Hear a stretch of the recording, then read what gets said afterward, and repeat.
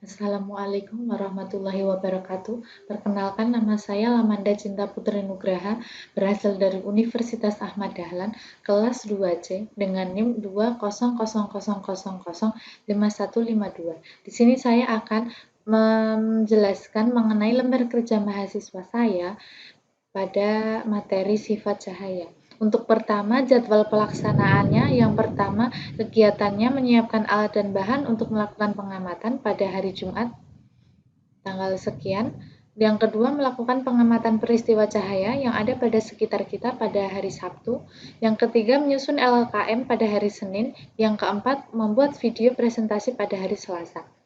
Selanjutnya, tujuannya pada LKM ini adalah yang pertama, membuktikan sifat cahaya yang terjadi pada peristiwa sehari-hari. Yang kedua, menganalisis fenomena sehari-hari yang menunjukkan penerapan sifat cahaya. Untuk alat dan bahannya ada pensil untuk digunakan dalam pengamatan pensil yang dimasukkan ke dalam gelas berisi air. Jumlahnya 1. Yang kedua, gelas untuk membuktikan cahaya dapat menembus benda bening. Jumlahnya 1. Senter digunakan sebagai pemberi cahaya. Jumlahnya 1. Cermin digunakan untuk memantulkan cahaya. Jumlahnya 1. Air digunakan untuk menangkap cahaya dalam gelas. Jumlahnya 1. HP digunakan untuk memfoto atau mendokumentasikan. Jumlahnya 1. Untuk prosedur kerjanya dapat dilihat teman-teman melalui layar karena saya sudah melakukan share screen. Lalu hasil pengamatannya untuk sifat cahaya yang merambat lurus seperti ini peristiwa sehari-harinya, manfaatnya sebagai penerang pada depan motor melalui depan lampu motor.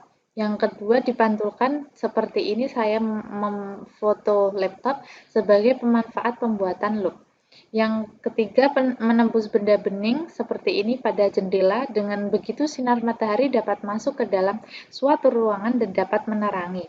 Yang selanjutnya, dibiaskan pensil yang dimasukkan ke dalam air seperti ini dapat dilakukan kita untuk mencoba membuat kolam agar kita dapat mengetahui cahaya di dalam kolam tersebut.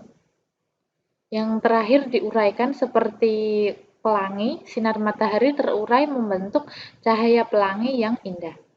Untuk diskusi, kita masuk pada sesi diskusi yang pertama. Pada kendaraan bermotor Anda pasti memiliki kaca spion di sisi keduanya.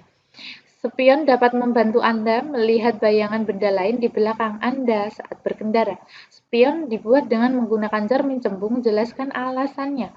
Kaca spion kendaraan bermotor menggunakan cermin cembung agar semua objek benda yang terpantul dapat tertangkap dan masuk sehingga tercipta bayangan yang diperkecil pada cermin cembung sesuai dengan sifat cermin cembung yaitu maya, tegak, dan diperkecil.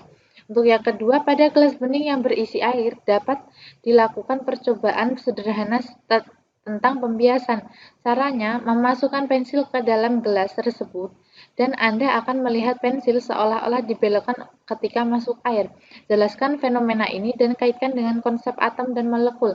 Cahaya akan memantulkan dan sisanya cahaya akan dipantulkan dan dibiaskan ketika melewati bidang batas antara dua medium. Ketika cahaya dari udara melewati bidang batas antara air dan udara, maka sebagian kecil dari cahaya akan dipantulkan dan sisanya akan diteruskan. Karena terdapat perbedaan kerapatan optik antara udara dan air, maka arah berkas cahaya yang datang dari udara tidak akan sama dengan arah berkas cahaya dari dalam air. Karena hal tersebut, maka cahaya akan dibelokkan. Peristiwa ini disebut pembiasan cahaya. Yang ketiga, Randy sedang bersiap-siap berangkat ke kampus. Setelah mandi dan berpakaian, Randy bercermin di depan cermin rias di kamar kosnya. Bagaimana bentuk dan sifat bayangan Randy pada cermin tersebut? Bentuk dan sifat bayangan Randy pada cermin itu adalah maya, tagak, dan sama besar. Karena Randy bercermin pada cermin datar. Cermin datar yaitu cermin yang berbentuk bidang datar. Bayangan pada cermin datar akan sama besar dengan bendanya. Jarak bayangan pada cermin datar sama dengan jarak benda. Untuk nomor 4, Anda tentu sering melihat peristiwa terbentuknya pelangi setelah hujan. Uraikan proses terbentuknya warna-warni pada pelangi tersebut.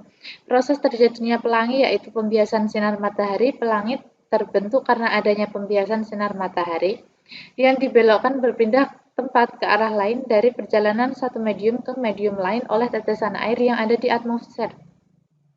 Sinar matahari melewati tetesan air. Ketika cahaya matahari melewati tetesan air, maka cahaya tersebut akan dibengkokkan sehingga akan membuat warna-warna tersebut berpisah dengan warna lainnya. Selanjutnya pembelokan cahaya, karena setiap warna-warna pelangi akan dibelokkan pada sudut yang berbeda. Terbentuknya warna pelangi. Warna yang pertama akan dibelokkan adalah warna ungu, sedangkan warna terakhir yang dibelokkan adalah warna merah. Serta akan menyusul warna pelangi lainnya, yaitu jingga, kuning, hijau, biru, dan nila. Nomor 5, gerhana merupakan salah satu fenomena alam yang dapat membuktikan sifat cahaya. Menurut Anda, sifat cahaya yang mana yang dibuktikan oleh gerhana? Hal itu membuktikan bahwa cahaya tidak dapat menembus benda yang keruh atau tidak bening. Seperti cahaya dapat diartikan bahwa cahaya bisa tertutup oleh benda yang tidak tembus pandang. Seperti gerhana matahari terjadi ketika bulan menutup cahaya matahari ke bumi, sedangkan gerhana bulan terjadi ketika cahaya matahari tertutup bumi. Bumi dan bulan termasuk benda tak tembus cahaya.